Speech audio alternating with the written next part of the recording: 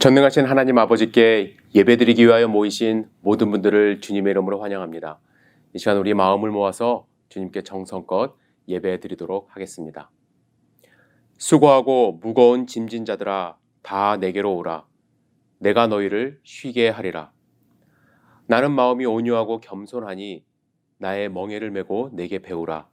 그리하면 너희 마음이 쉼을 얻으리니 이는 내 멍에는 쉽고 내 짐은 가벼움이라 하시니라.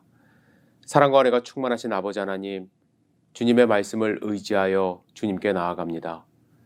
우리에게 참된 평화를 허락하여 주시고 참된 쉼을 얻을 수 있도록 인도하여 주시옵소서.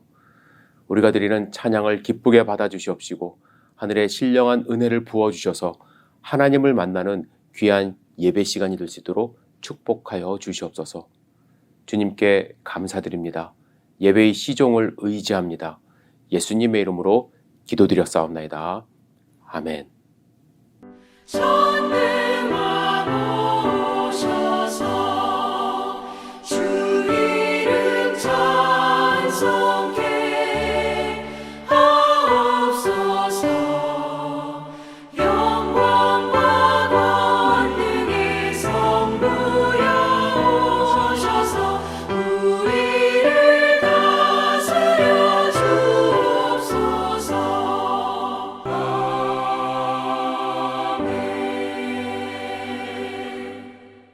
하늘에 계신 우리 아버지여, 이름이 거룩히 여김을 받으시오며 나라가 임하옵시며 뜻이 하늘에서 이루어진 것 같이 땅에서도 이루어지리이다. 오늘날 우리에게 일용할 양식을 주옵시고 우리가 우리에게 죄 지은 자를 사하여 준 것 같이 우리의 죄를 사하여 주옵시고 우리를 시험에 들게 하지 마옵시며 다만 악에서 구하옵소서. 대개 나라와 권세와 영광이 아버지께 영원히 있사옵나이다. 아멘. 다시 한번 오늘 거룩한 주일 예배에 주님께 예배 드리시는 모든 분들을 주님의 이름으로 환영합니다. 몇 가지 교회 소식 알려드리도록 하겠습니다. 11월 22일은 추수감사 주일 예배로 저희들이 하나님께 드리려고 합니다.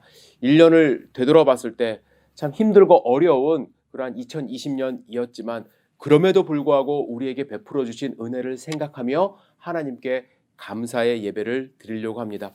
이날은 우리가 좀 특별하게 예배를 드리려고 합니다. 우리 성도님들이 간증도 또 준비해서 하나님께 드리는 그런 시간도 있지만 특별히 온라인으로 예배를 드리시는 분들이 줌으로 함께 참여할 수 있도록 또 저희들이 준비하려고 합니다. 그동안에 많은 기도를 했고 또 준비를 했는데 사실 좀 시스템이 완벽하진 않습니다. 그래서 이번 주일과 다음 주일을 이제 실험 방송을 좀 해보고요. 그래서 우리가 보완할 것 있으면 좀 보완을 해서 11월 22일 주일에는 많은 분들이 함께 줌으로도 참석을 해서 감사한 마음을 하나님께 드리는 그러한 시간을 가지려고 합니다. 그래서 부탁을 드립니다. 이 동영상을 좀 미리 보고 예배 드리시는 분들은 이번 주 주일 1시에 실험 방송을 하기 때문에 줌으로 꼭 들어와 주시고요. 그리고 다음 주일에도 여러분들 꼭 줌으로 1시에 들어오셔서 성도님들 얼굴도 좀 확인하시고 현장에서 이게 줌으로 방송되는 이 화질과 음질이 어떤지 좀 여러분들이 피드백을 좀 주셔야만 합니다. 그리고 동영상이 중간에 끊기지는 않는지 이 교회에 인터넷 시스템이 없기 때문에 좀 불안한 마음으로 시작을 하는 건 사실입니다. 그러나 여러분들이 피드백을 주시면 저희들이 개선할 수 있는 부분이 있으면 함께 개선해서 앞으로는 동영상 제작도 하겠지만 실시간으로 여러분들에게 예배 시간을 함께 공유함으로써 찬양도 함께하고 또 말씀도 같이 듣고 또 성도님들 얼굴을 좀 확인하면서 우리 성도님들 잘 계시는구나 또 반갑게 인사하는 그러한 시간도 가지려고 합니다. 그래서 여러분들 부탁 다시 한번 드립니다.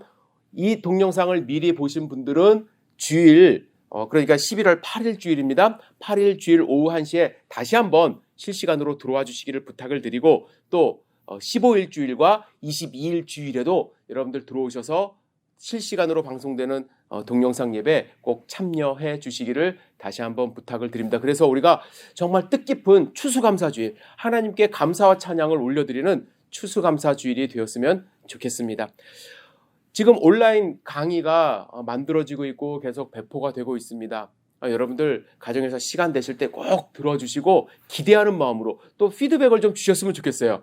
목사님 이런 내용을 좀 해주세요.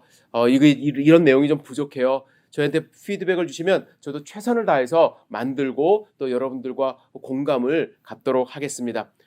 한 가지 더 기도 제목과 함께 여러분들께 알려드릴 사항은 미국 교회가 웨이크포레스트 근처에 위치하고 있는 베일리프 베프티스트 처치와 자매 결연을 맺었습니다. 그래서 이번 주일부터 그 교회에서 목사님 한 분이, 부목사님 한 분이 파견이 돼서 설교를 하고 또 이 지역 전도를 위해서 미국 교회, 갈보리 교회가 힘을 내는, 그래서 1년간 아마 자매 결혼을 해서 미국 교회 부흥을 위해서 함께 노력하는 그러한 시간을 가질 계획에 있는 걸로 제가 얘기를 들었습니다. 여러분들에게 기도 부탁드리고 싶은 것은 이 기회에 우리 열린교회도 함께 동참을 해서 우리가 함께 같이 부흥하는 그러한 시간이 되었으면 좋겠고, 또 미국 교회에서 제공할 수 있는 그러한 자원들, 재료들을 우리도 공급받고 또 우리가 도울 수 있는 부분을 함께 도와서 협력하는 그러한 관계가 되었으면 좋겠습니다. 여러분들 함께 계속 기도해 주시기를 부탁을 드립니다.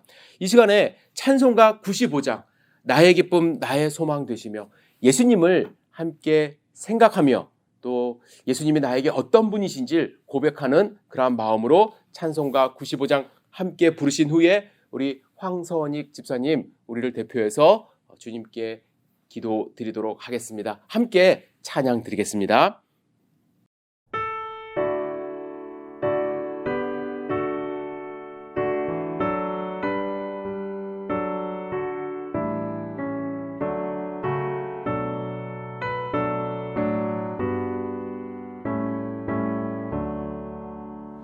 나의 기쁨 나의 소망 되시며 나의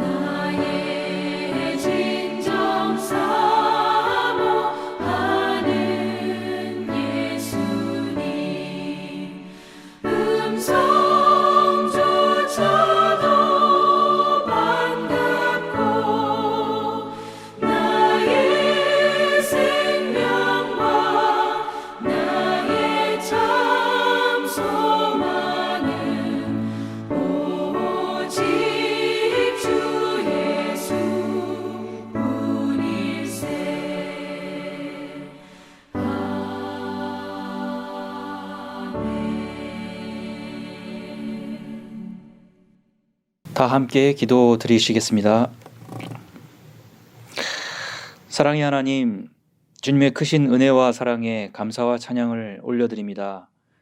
죄로 인해 사망 권세 아래 있던 저희들을 그리스도의 십자가의 은혜로 구원해 주시고 자녀 삼아 주심을 인하여 감사를 드립니다. 특별히 오늘 이 시간 저에게 건강을 허락해 주셔서 거룩한 주일 예배를 통해 하나님께 영광 올려드릴 수 있도록 허락하신 것 참으로 감사합니다. 주님의 자녀로 거듭난 이후에도 고난과 어려움을 통해 자주 넘어지지만 그때마다 손잡아 주시고 다시 믿음을 세워주시며 그리스도의 장성한 분량에 이르기까지 우리의 믿음을 자라게 하시는 주님의 은혜에 참으로 감사를 드립니다. 사랑의 하나님, 하오나 저희는 저희의 교만함과 불신앙으로 인해 빛의 자녀답게 살지 못하고 육신의 정욕과 안목의 정욕, 이생의 자랑을 좇아 살아왔던 것을 고백합니다. 철저히 자기중심적이며 세속적인 가치관에 경도되어 삶의 우선순위에서 하나님을 밀어내며 살아왔음을 고백합니다. 그리스도 안에서 몸된 지체들의 아픔과 어려움들을 돌아보지 않았고 주변에 붙여주신 믿지 않는 영혼들에게 복음을 전하지도 않았습니다. 사랑의 주님, 이 시간 그리스도의 보혈로 저희들의 죄를 덮어주시고 다시 한번 주님의 성령으로 새롭게 하시기를 간절히 간구합니다. 사랑의 하나님 아버지, 솔로몬의 성전터로 예루살렘 모리아산에 있는 여부스 사람 오르난의 타작마당을 말씀하셨던 것은 독자 이삭을 바친 아브라함의 순종과 다윗의 통렬한 회개를 우리에게 가르쳐 주시기 위함이었음을 알게 하시니 참 감사합니다. 믿음의 선진들인 아브라함과 다윗처럼 저희 또한 순종과 회개를 통해 예비하신 축복과 회복의 은혜를 날마다 경험할 수 있기를 간절히 기도합니다. 우리 몸은 주님의 성령이 거하시는 거룩한 성전임을 날마다 기억하게 하시고 하나님을 찬양하고 우리의 삶과 인격을 통해 그리스도의 사랑을 증거하는 축복의 통로로 쓰임받게 하시기를 간구합니다. 사랑과 은혜의 주님, 이 시간 저희들이 거하는 이 미국 땅과 조국 대한민국을 위해 기도합니다. 대선 이후에 어지럽고 어수선한 상황 가운데 있는 이 땅을 긍휼히 여기사 미국 땅이 다시 주님을 예배하고 섬기는 땅으로 세워지도록 인도하여 주옵소서. 이 땅에 믿는 성도들을 붙들어 주사 하나님 앞에서 자복하고 철저히 회개하게 하시며 다시 한번 거룩을 회복할 수 있도록 은혜를 베풀어 주옵소서. 일찍이 조국 대한민국 땅에 복음을 허락하시고 수많은 주님의 자녀들과 교회들을 세워주신 주님 참으로 감사합니다. 세속주의와 물질주의로 무너져가는 조국 교회를 다시 일으켜 주시고 회개와 순종을 통해 다시 한번 영적 부흥과 회복을 경험하게 하사 열방과 땅끝에 이르기까지 복음을 증거하는 그러한 나라로 쓰임받게 하여 주옵소서. 사랑의 아버지 하나님, 열린교회 공동체를 위해 기도합니다. 교회 공동체가 주 안에서 하나 되게 하시고 하나님을 기뻐하고 하나님을 기쁘시게 하는 사랑의 공동체로 세워지게 하여 주옵소서. 공동체에 보내주시는 영혼들이 진리의 복음을 듣고 거듭나며 그리스도의 제자로 성장해가는 성령 충만한 공동체 되게 하옵소서. 교회를 섬기시는 담임 목사님을 붙잡아 주시고 하시는 사역 가운데 성령으로 기름 부어 주사 하나님의 영광이 나타나게 하여 주옵소서. 신실하신 하나님 아버지, 올해 초부터 지속되고 있는 팬데믹으로 인해 전 세계가 극심한 고통과 아픔을 겪고 있습니다.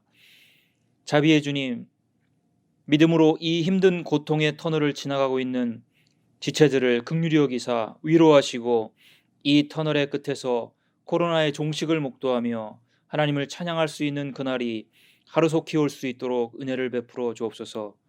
사랑의 아버지 하나님, 오늘 이 시간 저희가 영과 진리로 올려드리는 이 예배를 기뻐 받아주시고 저희에게도 한없는 은혜와 기쁨의 시간이 되도록 인도하여 주옵소서. 이 모든 말씀 우리를 죄 가운데서 구원하신 예수 그리스도의 이름으로 기도드립니다. 아멘.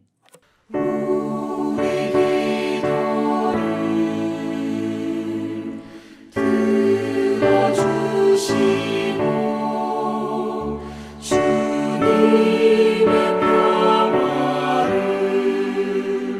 내려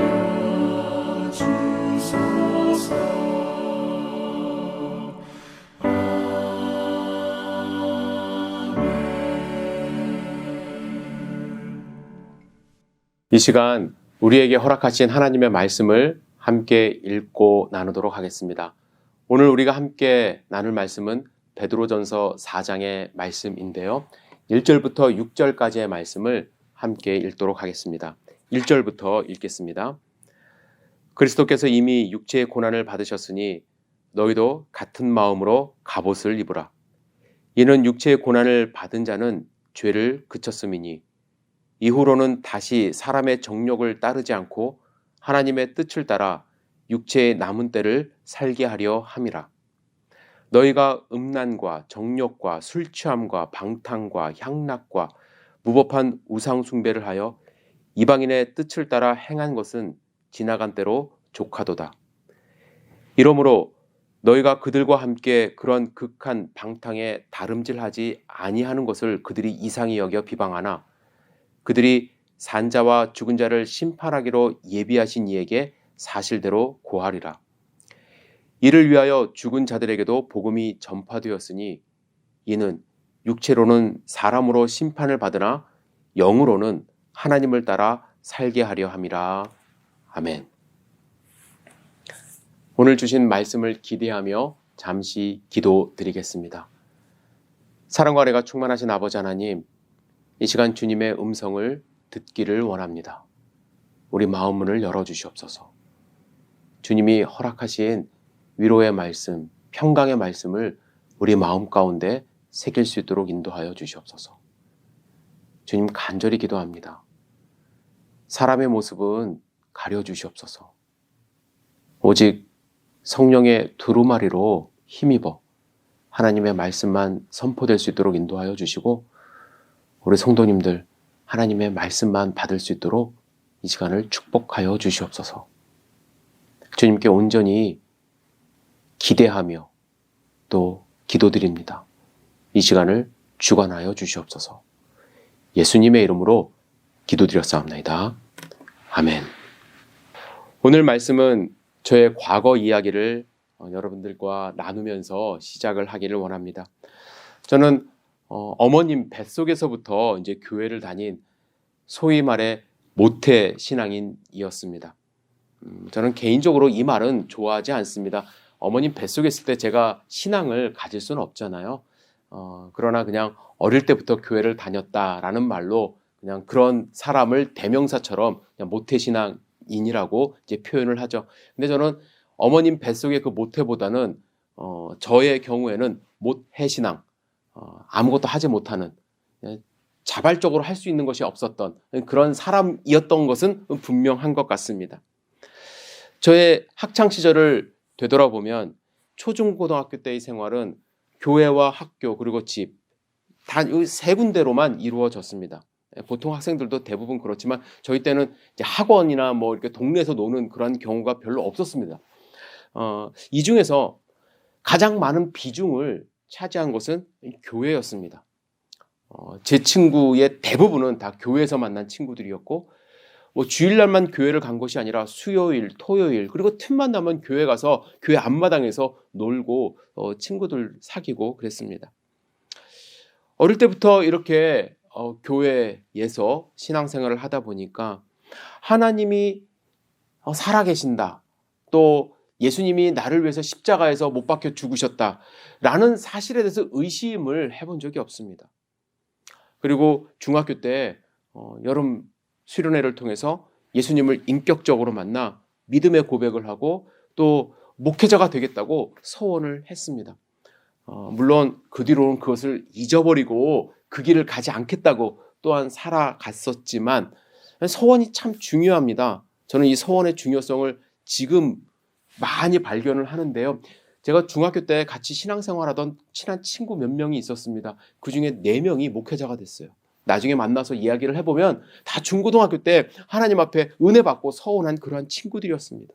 서원이 뭐 함부로 하지 말라 제가 겁드리는 게 아니라 그만큼 하나님과의 약속이 중요하다는 것이죠. 그러다가 대학을 진학했습니다. 대학은 제가 한 번도 경험해보지 못한 완전히 다른 세상이었습니다. 교양 과목으로 들어간 수업에서 이 기독교에 대한 신랄한 비판을 하는 이 교수님을 제가 만났습니다. 그 강의를 들으면서 난생 처음 들어보는 관점과 또 역사적인 사실들에 대한 이야기를 통해서 충격을 받았습니다. 그리고 제가 대학을 입학할 때가 1987년이었는데요. 그때 민주화 데모가 정말로 전국적으로 일어날 때 아닙니까? 6.29 선언이 일어날 그때니까.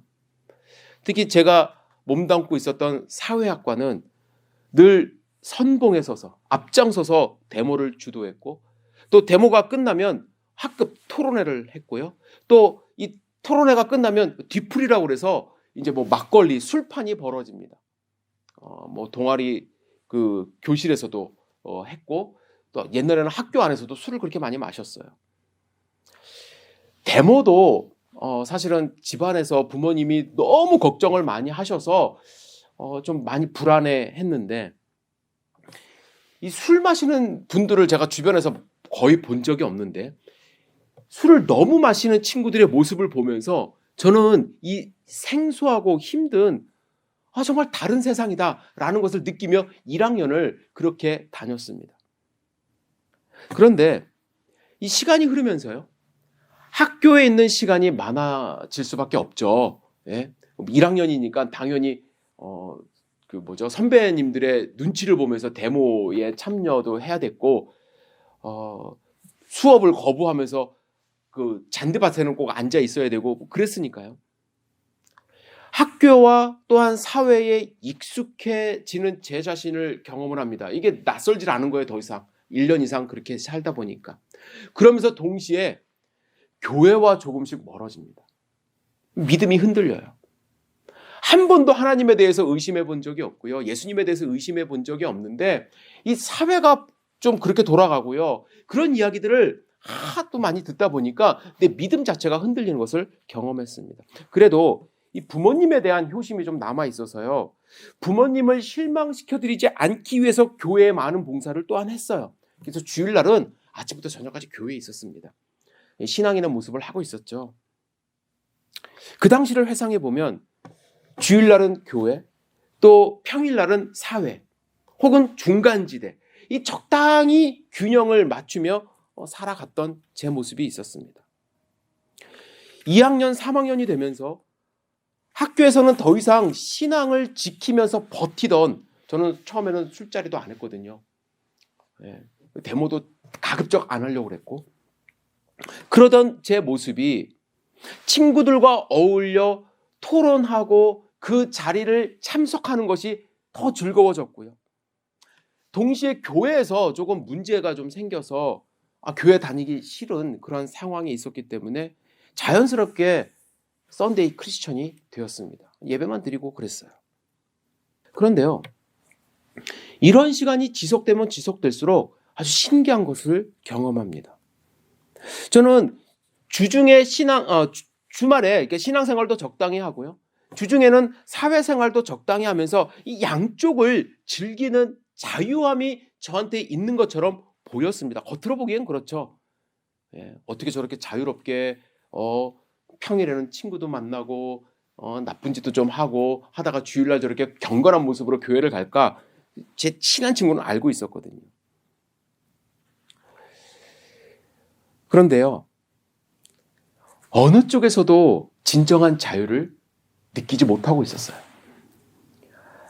학교 친구들과 노는 자리도 즐겁게 놀다가도 그 자리가 불안하고요. 또 그 자리에 앉아 있다가 교회에서 이제 같은 학교로 온 후배라고 만날까봐 선배라고도 만날까봐 괜히 걱정되기도 했고요. 그렇다고 해서 제가 신앙생활을 잘하는 것도 아니죠. 그래서 제가 사는 동네와 좀 떨어져 있었던 학교 근처에서 친구들과 그렇게 자유롭게 사회생활하는 것, 그리고 주일날에는 신앙생활 하는 척하는 것, 이 두 사이에서 갈등의 시간을 좀 많이 보냈습니다. 그런데 이러한 갈등의 시간이 한두 주, 한두 달이 아니라 꽤 오랜 시간 흘렀습니다. 그런데 다행히 하나님의 은혜가 물결처럼 저에게 다가왔습니다. 아무 생각 없이 그냥 친구들이 가자고 그래서 참석한 교회 성경 공부에서 큐티라는 것을 배웠어요. 성경 묵상을 배운 것이죠. 처음에는 뭐 큐티 강의가 있다고 그래서 참석을 했는데 큐티가 뭐의 약자인지도 모르고 참석을 했습니다. 그런데 그 강의에서 하나님의 말씀인 성경을 대하는 새로운 방법을 알려주었습니다. 저는 그때까지 성경은 그냥 의무적으로 읽는 것에 불과했어요. 주일학교에서 암송 요조를 주시면 숙제하듯이 암송하는 것에 그쳤습니다. 하나님의 말씀은 목사님이나 전도사님 설교를 통해서만 들었습니다. 상당히 수동적이죠. 입력만 했으니까. 그런데 큐티는 하나님의 말씀을 읽고 제가 생각하고 제가 적용할 수 있다고 말씀합니다. 그리고 큐티 나누는 모임을 통해서 내가 묵상했던 나의 생각을 나눌 수가 있었습니다.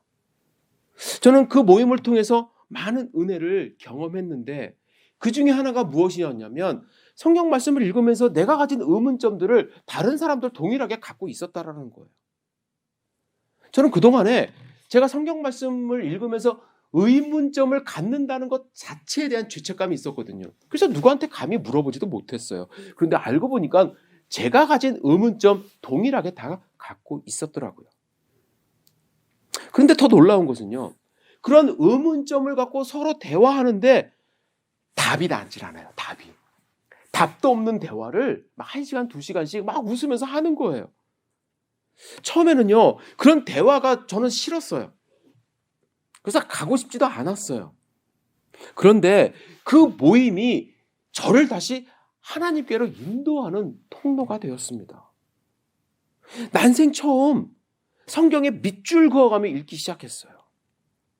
성경을 읽고 궁금한 것을 막 물어보기 시작합니다. 이게 너무 궁금해지기 시작하는 거예요. 하나님의 말씀이. 이게 도대체 그동안에는 한글 성경, 개역 성경만을 가지고 제가 말씀을 읽고 성경 말씀을 들었는데 이것이 다양하게 해석이 될 수도 있고 번역이 될 수 있다는 사실에 저는 사실은 깜짝 놀랐거든요. 그러면서 급기야 양재동에 있는 횃불회관 도서관에 막 40-50분 버스를 타고 다니기 시작했습니다. 하루의 절반을 성경 읽는 것으로 보내기 시작했어요. 이제 대학교 졸업반이 되어서요. 미래를 준비해야 되는데 성경 읽고 연구하는 것에 빠져버린 거예요. 그래서 성경책 산 거 1년 만에 막 너덜너덜해지는 그런 상황까지 벌어지게 되었습니다. 그런데 참 신기했어요. 자유를 경험했어요. 자유를. 저는 사회과학 서적, 학교에서 이제 하는 사회과학 서적을 읽고 또 소설책 참 좋아했거든요. 그 이후로는 성경 말씀이 궁금해지기 시작한 거예요. 성경을 읽으면 읽을수록 참 의문점이 많습니다. 이게 도대체 왜 이렇게 번역을 했을까? 이 뜻은 무엇인가? 그런데 이상하게 그 의문점에서 은혜가 넘치고요. 자유로워졌어요. 학업과 미래에 대한 걱정은 여전히 남아 있었습니다.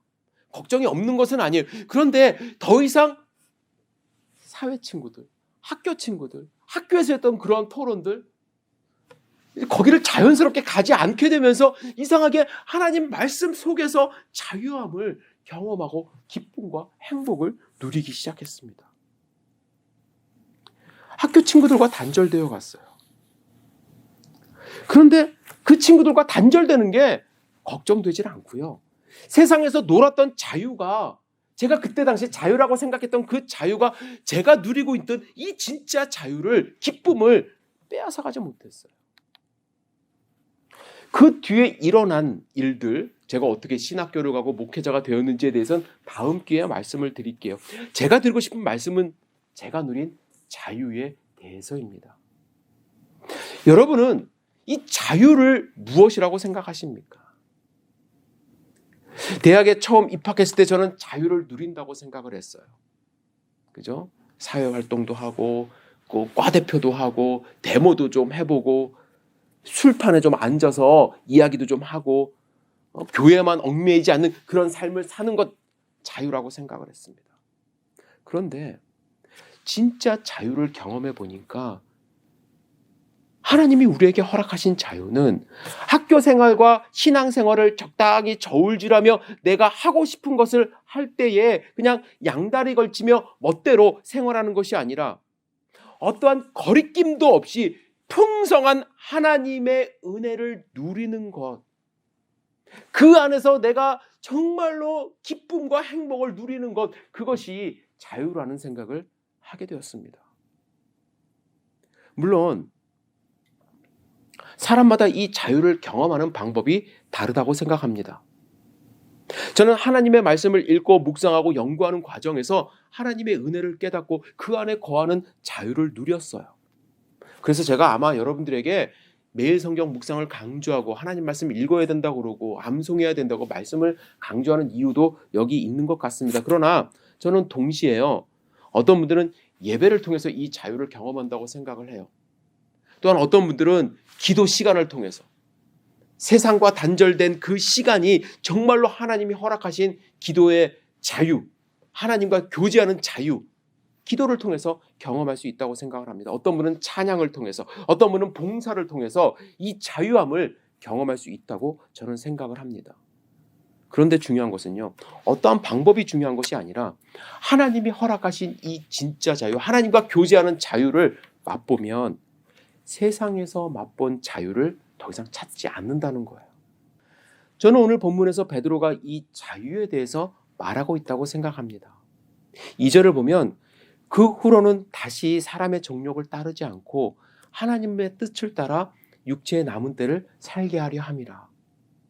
베드로는 그 후로는 세상의 정욕을 따르지 않게 된다고 말합니다. 그리고 남은 생애 동안은 하나님의 뜻을 따라 살아갈 수 있게 된다고 말하죠. 어떻게 이 일이 가능하게 되었을까? 과거에는 내가 정욕을 따라 마음대로 사는 것이 자유라고 생각을 했고 그것이 맞다고 생각했는데 하나님 안에서 내가 참 자유를 경험해 보니까 다시 과거의 것을 생각하지 않을 수 있게 된 것입니다. 이제 이 안에서, 하나님 안에서 하나님과 함께 교제하며 살아가는 이 자유를 느낀 것이죠. 온누리 교회 심호하고 계시는 이재훈 목사님이 이런 글을 썼습니다. 자유란 무엇인가라는 질문에 가장 평범한 답은 자신이 하고 싶은 것을 하는 것이다. 틀린 답은 아니지만 정확한 답은 아니다. 자신이 하고 싶은 것을 하는 것은 자유가 맞지만 하고 싶은 것만 하는 자유는 결국에 하고 싶은 것을 할 자유를 상실할 수 있다. 존재하는 모든 것에는 목적이 있고 그 목적을 이루기 위해 한계와 규칙이 주어진다. 한계와 규칙을 지킬 때 자유롭다.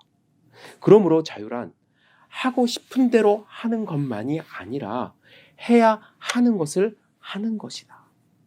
진정한 자유는 해야 하는 것을 하고 싶어질 때 얻어진다. 저는 해야 하는 것이 하고 싶어졌어요. 하나님의 자녀로서, 하나님의 부르심을 받은 자로서 마땅히 해야 할 것을 이제 하고 싶어졌고 그 안에서 참다운 자유의 맛을 느낀 것입니다. 더 이상 눈치 볼 필요 없이, 줄다리기 할 필요 없이, 회색지대에서 갈등할 필요 없이 하나님 안에 들어와 그 안에서 하나님이 정해주신 한계와 규칙을 따라 하나님 말씀 안에서 풍성하게 자유를 경험했을 때 과거로 돌아가고 싶은 마음이 없어진 거예요. 그런데 여러분, 세상은 우리의 이러한 자유를 빼앗기 위해서 강하게 유혹합니다. 강하게 유혹해요. 첫 번째로 세상은 재미있어요. 많은 성도님들이 하나님 안에서 자유를 누리다가도 세상의 재미에 빠뜨려져 버립니다. 3절 읽을게요. 3절입니다. 너희가 음란과 정욕과 술취함과 방탕과 향락과 무법한 우상 숭배를 하여 이방인의 뜻을 따라 행한 것은 지나간 대로 족하도다. 지나간 대로 족하도다 이렇게 말한 이유는 거기 쳐다보지 말라는 거예요. 왜? 쳐다볼 가능성이 있기 때문에. 여기서 말하는 것, 신앙이 돈독하신 분들, 자유함을 누리시는 분들, 하나님 앞에서, 하나님 안에서 자유함을 만끽하시는 분들은 가증하다고 생각을 해요. 어떻게 음란한 것, 어떻게 술 취하지, 어떻게 향락을. 그런데 여러분, 세상 사람들은 이것을 즐겨요. 재미있다고 말합니다.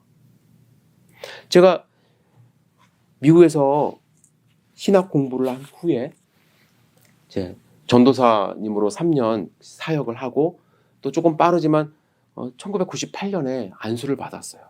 그리고 나서 이제 한국에 잠시 들어갈 기회가 있었습니다. 대학 동기들하고 연락이 되었어요. 한번 만났습니다. 밥 먹자고 그래서. 친구들 중에는요, 교회를 잘 모르는 친구들도 있어요. 한 번도 교회 안 다녀본 친구들도 있고요. 그래도 대부분의 경우는 이 목사가 어떤 존재인지 어떤 사람인지 알아요. 그런데 이 친구들이 저에게 술을 권합니다. 제가 웃으면서 거절하니까 이해되지 않는다는 얼굴을 하면서 야, 이 좋은 걸 왜 끊어? 라고 말하는 거예요. 목사인 저에게도 그렇게 다가오는 친구들이니 평신도 여러분들이 만일 사회에서 친구들을 만나면 얼마나 많은 유혹이 있을까? 저는 그렇게 생각을 합니다. 친구들은요, 그렇게 사는 것이 재미있어요. 술 취하는 것, 향락, 우상숭배. 여러분들 이스라엘 백성들이 왜 하나님의 백성으로 부르심을 받았는데 너무나도 쉽게 이방신들을 섬겼는지 아십니까? 이방신을 섬기는 그곳에 가면 재미가 있어서 그래요. 음악과 춤이 있었습니다. 수많은 무희들이 춤을 춥니다. 자극적이었어요. 재미가 있어요. 그런데 여러분, 하나님의 성막 한번 생각해 보세요. 고요합니다. 정적입니다. 소리가 나지 않아요. 내가 집중해야 하나님을 만날 수가 있는 곳이에요. 내가 찾아가야 되는 곳이에요. 그런데 세상은 나에게 다가와요. 가만히 있어도 다가옵니다. 아주 달콤해요. 하나님을 섬기고 하나님을 믿는다는 것은요, 이 육신의 본성을 거슬러야 하는 일이기 때문에 그 안에서 진정한 자유함을 누리기 전까지 재미가 없어요. 그래서 이스라엘 백성들이 이방신을 쫓아간 것입니다. 두 번째로, 세상은 우리를 비방해요. 그러면서 우리가 가진 자유를 누리지 못하게 해요. 4절 말씀 읽겠습니다. 극한 방탕에 다름질하지 아니하는 것을 그들이 이상히 여겨 비방하나. 함께 방탕에 달려가던 그 사람이 길을 멈추고 다른 길을 가면은 축하해주고 축복해주는 것이 아니라 야, 네가? 너도? 아니야, 너는 아니야. 그런 눈초리를 저도 많이 받았거든요.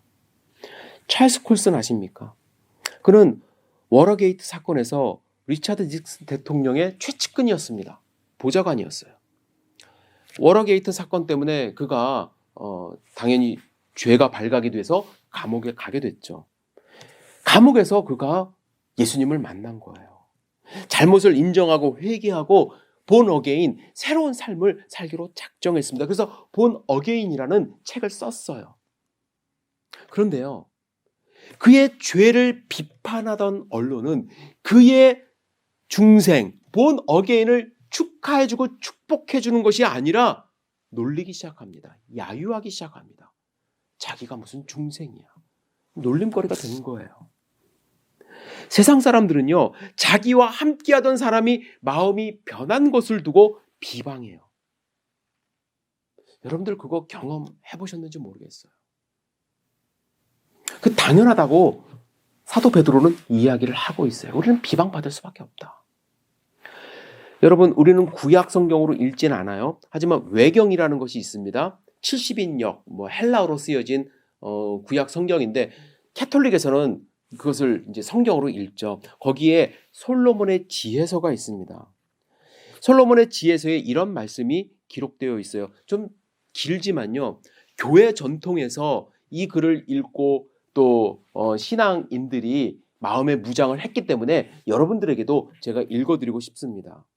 의인은 우리를 방해하고 우리가 하는 일을 반대하고 율법을 어긴다고 우리를 책망하고 배운 대로 하지 않는다고 나무라니 그를 함정에 빠뜨리자. 의인은 자기가 하나님을 안다고 큰소리치고 주님의 아들로 자처한다. 우리가 무슨 생각을 하든지 늘 우리를 책망하기만 하니 그를 보기만 해도 마음에 짐이 되는구나. 아무튼 그의 생활은 다른 사람과는 다르고 그가 가는 길은 엉뚱하기만 하다. 그의 눈에는 우리가 가짜로만 보인다. 그는 우리가 걷는 길이 더럽다고 멀찍이 피해간다. 의인들의 최후가 행복스럽다고 큰소리치고 하나님이 자기 아버지라고 자랑한다. 그가 한 말이 정말인지 두고 보자. 그의 인생의 말로가 어떻게 될 것인지 기다려보자. 의인이 과연 하나님의 아들이라면 하나님이 그를 도와서 원수의 소나기에서 구해주실 것이다. 그러니 그를 폭력과 고문으로 시험해보자. 그러면 그의 온유한 마음을 알 수 있을 것이며 인내력을 시험해 볼 수 있을 것이다. 입만 열면 주님이 자기를 도와주신다고 말해왔으니 그에게 아주 수치스러운 죽음을 한번 안겨보자.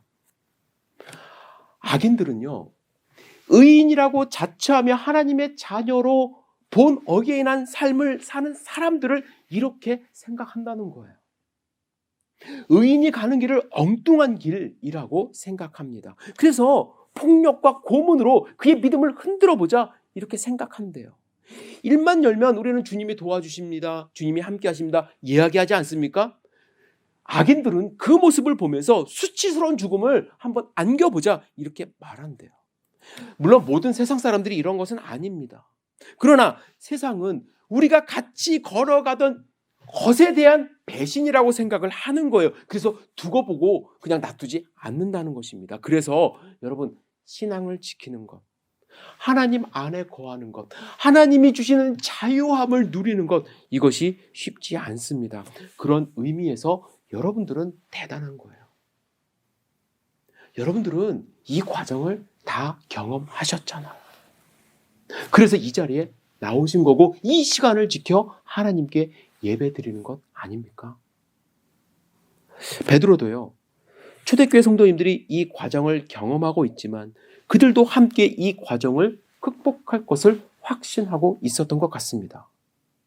그러나 다시 한번 확인하고 싶었던 것 같아요. 그래서 우리가 이 유혹에 넘어가지 말아야 될 이유를 말하고 있습니다. 무엇보다도 예수님이 이미 육체의 고난을 받으셨기 때문이라고 이야기를 해요. 예수님은 여러분과 저를 위하여 우리가 하나님 안에서 자유함을 누리며 살 수 있게 하기 위하여 그 육체의 고난을 다 받으셨대요. 그런데 만일 우리가 그 고난에 참여하지는 못할 망정 다시 과거로 돌아간다면 예수님의 고난은 아무 의미가 없다는 것이죠. 그런데 초대교회 성도님들은 고난을 받았어요. 그러면 어떤 거라고요? 죄에서 끊어진 상태다. 더 이상 죄인이 아니다. 비슷한 비유가 될지 모르겠지만 어머님들이 자녀를 어떻게 낳았나요? 고통 가운데. 물론 축복을 누리면서 낳으셨지만 고통이 있잖아요. 키우면서 어떻게 키우셨나요? 정말 잠도 못 주무시면서 힘들게 우리 자녀들 키우셨잖아요. 그런데 자녀들이 커가면서 자꾸 우리 엄마 아니야, 우리 아빠 아니야 라고 말할 뿐만 아니라 왜 자꾸 자기를 낳았냐고,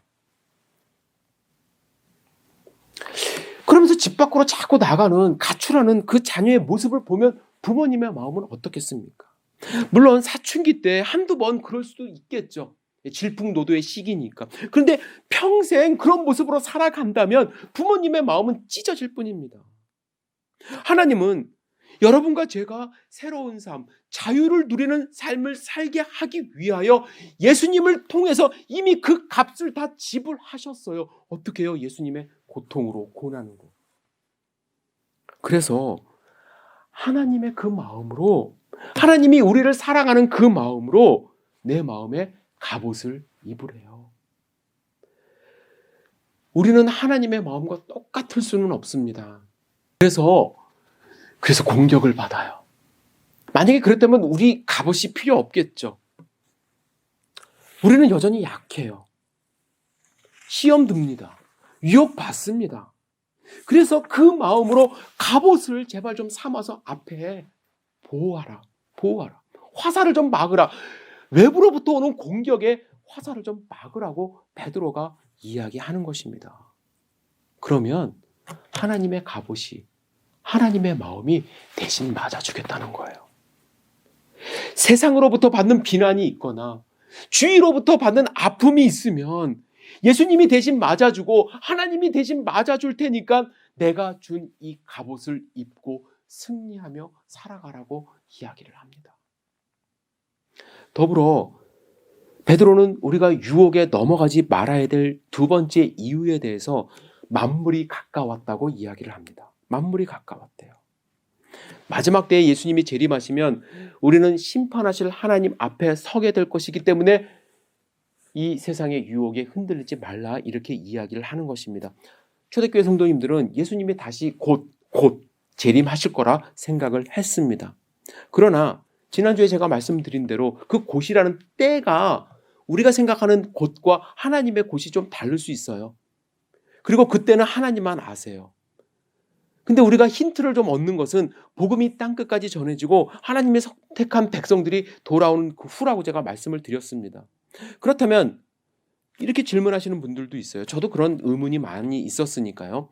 오늘 본문의 말씀은 무효한 말씀입니까? 아니, 만물의 마지막 때도 아닌데 정신 차리고 근신하며 기도하라는 것은 그들을 겁박하기 위한, 야, 조금 있으면 종말이 와. 예? 예수님이 다시 오실 거야. 그러니까 조금만 참아. 겁박하거나 그 시간을 무마하기 위한 말씀인가요? 라고 생각할 수 있습니다. 그런데 우리가 알아야 될 것이 있어요. 마지막 때는 예수님이 재림하실 그때도 맞지만 개인적으로 마지막 때는 각자의 삶 속에서 다가오고 있음을 아셔야 돼요. 우리는 언제 어디서 어떻게 죽을지 아무도 몰라요. 그러나 분명히 아는 것이 있죠. 모두가 한 번은 반드시 죽는다는 거예요. 만물은 마지막을 향해서 가고 있습니다. 이런 의미에서 언제 우리가 하나님의 부르심을 받을지 모르기 때문에 우리는요, 정신 차리고 근신하며 기도해야 한다고 지금 권면하고 있는 것입니다. 여러분, 진지하게 여쭤보고 싶습니다. 주님 안에서 여러분 자유로우신가요? 혹시 제가 학창시절에 경험했던 것처럼 경계선에 서서 세상의 삶과 또 신앙의 삶을 절묘하게 믹싱하면서 살면서 그것이 자유라고 착각하는 것은 아닌지요? 만약에 우리가 하나님 안에서 이 자유를 맛보았다면 세상이 우리를 비방하고 세상이 재미있다고 유혹하고 세상이 우리를 고난 줘도 이 자유를 빼앗기지 않으려고 최선을 다할 거예요. 그 사실을 알기 때문에 베드로는 성도님들에게 권면합니다. 서로 뜨겁게 사랑하라. 서로 대접할 때 원망 없이 하라. 각각 받은 은사대로 선한 청지기같이 봉사하라. 왜? 그들은 자유롭기 때문에. 여러분, 자유가 없으면 용서할 수 없습니다. 자유가 없으면 뜨겁게 사랑할 수 없습니다. 나를 올가매는 것이 있어요. 그러나 하나님 안에서 진정한 자유를 누린다면 더 이상 문제될 것이 없어요. 사랑할 수 있어요. 허다한 죄를 덮을 수가 있어요. 하나님이 나를 그렇게 하셨기 때문에. 서로 대접할 때 자유가 없으면 저 사람이 어떤 사람인지, 나의 이 대접이 어떻게 돌아올지 걱정해요. 그리고 원하는 것이 있어요. 그러나 자유함이 있으면 그거 신경 안 써요. 왜? 하나님이 나를 그렇게 받아주셨기 때문에. 베드로는 우리가 이렇게 할 수 있대요. 이렇게 해야 한다고 지금 강하게 권면하고 있는 것입니다. 대통령 선거가 끝났어요. 제가 이 설교를 준비하는 당시에는 아직 결과가 나오지 않은 상태예요. 결과에 따라서 어떤 분은 야, 소망이 사라졌다 하시는 분도 계실 거고, 또 새로운 시대가 열렸다라는 생각을 하시는 분도 있을 것입니다.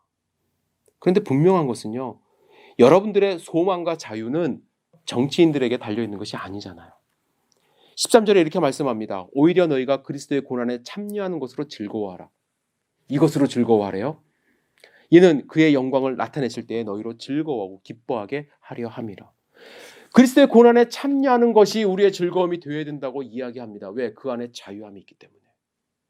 유진 피터슨은 이렇게 번역했습니다. 친구 여러분, 사는 것이 힘들더라도 하나님께서 일하시지 않는다고 속단하지 마십시오. 오히려 그리스도가 겪으신 고난의 한가운데에 여러분이 있게 된 것을 기쁘게 여기십시오. 이 고난은 영광이 임박했을 때 여러분이 통과해야 하는 영적 재련 과정입니다. 영적 재련 과정. 우리는 이 고난을 통과해야만 합니다. 왜? 영광스러운 하나님 앞에 설 것이기 때문에, 우리도 영광스럽게 변할 것이기 때문에. 그러나 막무가내로 무조건 참으라고 이야기하지 않아요. 우리가 받은 사랑, 우리가 누리는 자유, 우리 안에 있는 산 소망을 가지고 함께 극복해 나가자고 이야기하는 것이죠. 코로나 상황, 목회자로서 막 두려워하는 모습 보이지 않을까 봐 담대한 척 하지만 저도 교회의 미래, 경제적인 미래, 여러분들 한 분 한 분을 생각할 때 두려운 것이 사실입니다. 그런데 사실 저는 더 두려운 게 있어요. 우리 성도님들이 하나님으로부터 받은 이 자유함을 세상 가운데 빼앗길까 봐 더 두렵습니다. 하나님은 이 고난과 시련 속에서 하나님을 더 사랑하고 하나님 말씀을 읽고 묵상하는 그 자유함을 한 분 한 분 더 누리기를 원하시는데 우리가 함께 모이지 못하는 이유로, 예전과 다르다는 이유로, 두렵다는 이유로 하나님과 점차 멀어지면서 세상과 가까워지는 것은 아닌지, 세상과 가까워지면서 그것이 더 자유롭다고 착각하면서 살아가는 것은 아닌지, 한 분 한 분 성도님들을 놓고 기도하면서 저는 그 부분이 솔직히 더 두렵고 하나님께 매달리게 되는 기도 제목입니다. 저는 성도님들의 이야기를 들으면서 한편으로는 더 용기를 얻어요. 우리 성도님들 중에는 올해 벌써 성경 통독을 3번 끝내신 분도 계시고요. 몇몇 믿음의 식구들과 자발적으로 하나님의 말씀을 나누는 가정 계시고요. 우리 청년들은 줌으로 매주 모여서 5명씩 모여서 서로 기도해요. 또 간절한 마음으로 토요 새벽 예배 나오시는 성도님 계시고요. 수요일 날 줌으로 들어오셔서 함께 기도하시고요. 동영상 강의를 들으시면서 내가 하나님께 받은 믿음의 자유를 빼앗기지 않기 위해서 한 분 한 분 노력하시는 그 모습에 제 자신이 은혜를 받습니다. 여러분, 우리의 소망이 어디 있나요? 우리의 소망은 예수 그리스도께서 영광 가운데 나타나실 때에 우리가 그 자리에 기쁘게 영광스럽게 참여하는 것이 우리의 소망입니다. 부탁드립니다. 그 순간을 기대하며 오늘도 자유롭게 하나님이 주시는 은혜를 누리며 용서할 것 있으면 용서하시고요. 쉽지가 않지만 섬길 일 있으면 섬기시고요. 하나님이 주신 은사로 선한 청지기처럼 봉사해야 될 부분이 있으면 하나님 앞에 봉사하시고, 그래서 내가 가진 이 자유를 빼앗기지 않는 신앙생활 하시기를 주님의 이름으로 간절히 축복합니다. 기도하시겠습니다. 사랑과 은혜가 충만하신 아버지 하나님, 우리 귀한 열린교회 성도님들을 주님의 이름으로 축복합니다. 지금 세상은 마치 자유가 없는 것처럼 아우성입니다. 그러나 주님, 주 안에서 주님이 주시는 자유함을 누릴 수 있도록 인도하여 주시옵소서. 우리 부족하고 우리 연약합니다. 조금만 바람이 불어도 쓰러지고 마음의 상처를 입습니다. 주님, 우리를 보호하여 주시옵소서. 그 마음으로, 하나님의 마음으로 갑옷을 삼을 수 있도록 주여 축복하여 주셔서 우리 마음이 상하지 않고 하나님 앞에 온전히 설 수 있도록 주여 인도하여 주시옵소서. 주님, 이 시간 주님께 찬양으로 우리의 믿음을 고백하며 예배를 마무리하려고 합니다. 우리가 신령과 진정으로 또 주님 앞에 드린 이 예배를 기쁘게 받으신 줄 믿사오니 주여 우리의 찬양도 받아주시고 한없는 은혜로 내려주시옵소서. 주님 감사합니다. 예수님의 이름으로 기도드렸사옵나이다. 아멘. 이 시간 찬송가 288장 예수를 나의 구주 삼고, 우리 이것이 나의 간증이요 이것이 나의 찬송일세, 정말 하나님이 나에게 주신 자유와 기쁨을 주님 앞에 고백하며 찬양 올리신 후에 축도로 예배를 마치도록 하겠습니다.